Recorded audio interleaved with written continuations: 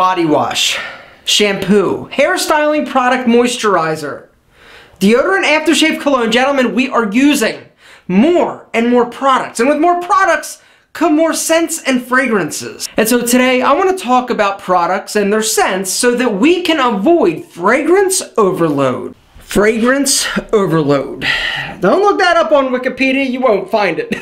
You found it right here. I had to come up with a name, something to call it, because all of these products that we're using, they have fragrances, most of them. And all of these companies are like, hey, we want to smell the best. And so you're like, oh, your hair product, you smell it, you're like, wow, smells great, and it's a little bit strong. And then you smell your deodorant, like, wow, this is amazing too. And then all these fragrances, though, it's like a fragrance fog coming over your body. Your head smells sweet and spicy. Your lower body smells musky. You better not be smelling musky. We discussed in detail how to prevent that, gentlemen. There's a link down below to that video if you missed it. But this video is all about the fragrances of the...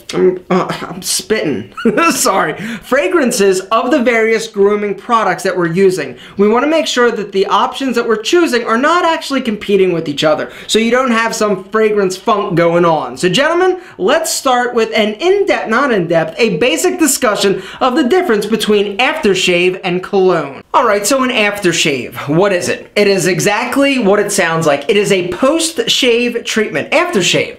You put it on your face in order to close the pores and to act as an astringent. Alright, it has a very high alcohol content. This alcohol, it's not just meant to sting you, it's actually meant to prevent you from getting infections if you would cut yourself during the shaving process. Cologne, on the other hand, its sole purpose for existing, alright? The reason cologne lives is to make you smell delicious. That's it. Cologne, when it's born, it's like, what do you want to do when you grow up? I want to make him smell amazing. That's it. But here's the deal. Your body heat actually activates the cologne. Yeah, that is why you utilize the pulse point spritzing technique. Yeah, just spraying it on your clothes and walking through a cologne mist. Not getting it done, gentlemen. Pulse points. I'm telling you, the heat actively activates the cologne, dispersing it. With aftershave, it's alcohol. Vanish. Cologne, you're like, wow, it hangs on. It wants to hang on. That is its job, to hang on and have you smelling great. Before I hurt myself and get even more worked up, we gotta slow it down. Slow jam time, gentlemen. Speaking of slow jams, that smooth, sexy movement of colognes and aftershaves. Do they work? Do they dance? Do they meld together? You gotta be careful. I have tried it where I'm like, oh, I love aftershave, and then I spray on cologne and somebody's like, what do you smell like? And it's a little bit weird. You gotta be careful. Those fragrances, a cologne and aftershave, using them together, they need to complement each other. Now, you can find aftershaves that are actually scented like your cologne. Like sometimes you can find like a gift sets where you're like, oh, it comes with aftershave cologne, and yeah, and that's gonna work really well. That being said, you can also find some very mild and less pungent aftershave lotions or treatments, alright? They're usually going to be a little bit more of a skin conditioner as opposed to just an aftershave astringent, but the deal is it's going to be more mild and it's not going to be as noticeable if you're combining it with a cologne. The Grooming Lounge actually has a great product called the Best for Last Aftershave. It's a soothing post-shave balm. Works great, feels great on your skin, post-shave, cooling, soothing, but it also has a mild fragrance. And those two words, mild fragrance, are what I would recommend you look for in pretty much all of your grooming products. Mild fragrances, guys. This is where so many of us go wrong, because we are like, okay, I need soap, right? And you go and you smell the soaps, you're like, oh my god, this one smells amazing. It's stronger, a little bit more robust. All right, we're running into problems when we go and base our decision on the grooming products and our cleansing products based solely on how great they smell, all right? Go subtle, go subdued. Soap, you don't need it to smell all crazy fancy. Get something that is mild, that is moisturizing your body. Same thing with body washes, alright? If you're using lotion, that lotion that you apply after the shower is actually going to neutralize all of the smell of the soap or body wash that you're using. Here's the deal. All these companies that are making men's products are actually adding fragrances to these products that make them what they think smell more manly. Manly. And a perfect example of that is this Gold Bond, right? I saw this, I saw that Shaq was advertising, I'm like, oh, a new men's essential everyday hands and body and face. So I'm like, let me grab it, all right? So I bought it without actually opening it in the store. and smelling. And I would recommend that you do that with all of the lotions that you buy.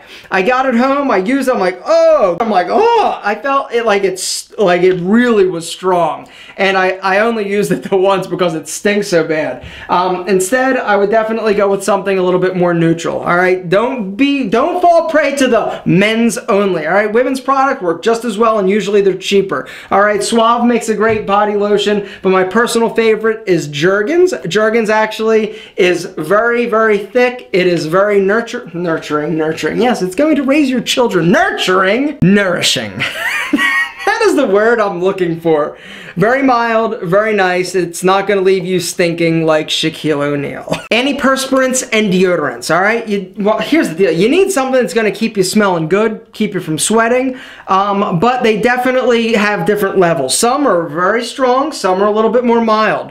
The underarm deodorant that I've been using for a while is called Recipe for Men. It's alcohol-free. It's actually a roll-on, and it has a very mild scent, so it's not going to knock anybody's socks off smelling musky. Shampoos.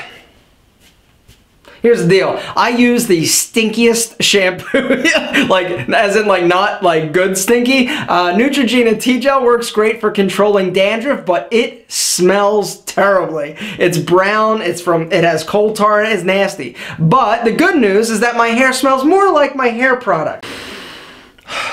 Bringing us the hair product. Yeah, well, all the Pete and Pedro stuff smells amazing, but it really doesn't matter as much as you think it does. And the reason is because when you smell something like a hair product, your shampoo, you smell anything out of the container, there's so much of it right there, it's very concentrated. When you actually take out as much as you're using, put it in your hand, get it, and then work it through your hair. Does my hair actually, your hair doesn't even really smell because it's so diluted. And so, unfortunately, that fantastic hair product that you're smelling doesn't really translate as far as your hair smelling like that product, if that makes sense. That being said, there's one hair product that I really like. It's a good product, but it smells it smells like, there's something like sandalwood, okay? Have you heard of Aveda? Most of you, Aveda. Great products, great skincare, and they also have some great hair styling products.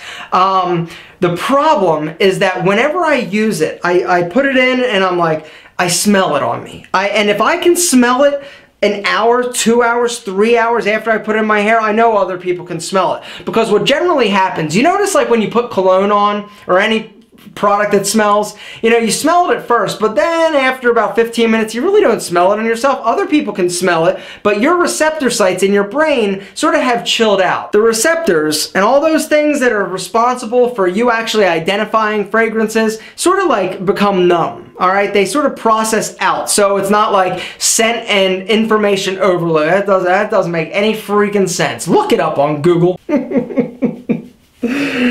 Gentlemen, do you stink? Well, if you're using too many fragrance products that are overpowering each other and not working in harmony together, chances are you do. Is it a good smell? Who knows? Is it bad? Possibly. But the deal is, gentlemen, I would recommend going with as neutral as possible the grooming products that you're using, all right? Your cologne, that is the one that you actually want to smell like. Well, for that to happen, all the other products have to be mild, gentlemen. Subtle, mild. Not overpowering. All right? Let your personality do that.